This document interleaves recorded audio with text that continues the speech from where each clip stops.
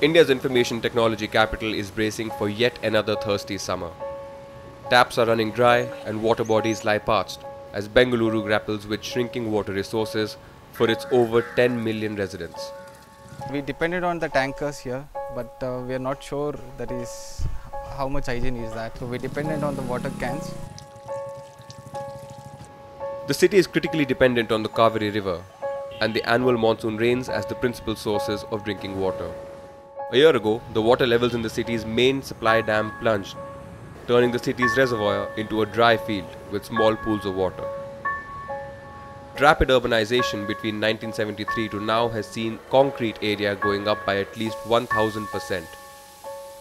You know, the city, which was a garden city with 68% green cover in 70s, today 78% is covered with a concrete building. The important lakes are dying. Ulsur Lake is choked with rubbish and construction rubble. And the images of Velandur Lake spewing forth with untreated sewage and toxic industrial effluents often make the headlines. Some lakes may have survived reclamation for infrastructure and housing development, but they too are dying. A part of Bangalore's new commercial and residential complex is almost entirely dependent on private commercial water tankers for water supplies. The study said the water table in Bangalore has shrunk from 10 to 12 meters to 76 to 91 meters in just 2 decades, and the total number of extraction wells in the city has risen from 5,000 to 450,000 in the last 3 decades. ಇದು ಒಂದು ದೊಡ್ಡ mafia ಈ water mafia first ನಿಂತಿರಬೇಕು ಆವಾಗ ಜನರಿಗೆ ನೀರೆಲ್ಲ equal ಆಗಿ distribute ಆಗುತ್ತೆ.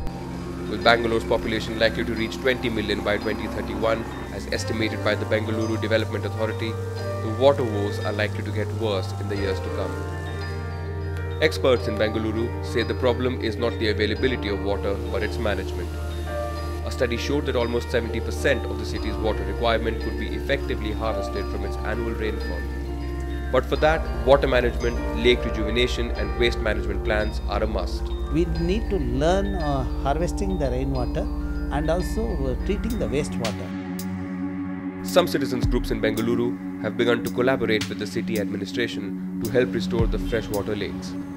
Not too long ago, one of the city's oldest lakes, Agara Lake, was heavily polluted. With funding from the state government, a project to manage the sewage inflow, removal of the weeds and desilting of the lake was undertaken in 2016. But that is just one small step. Much more needs to be done to ensure Bengaluru doesn't go the Capetown way.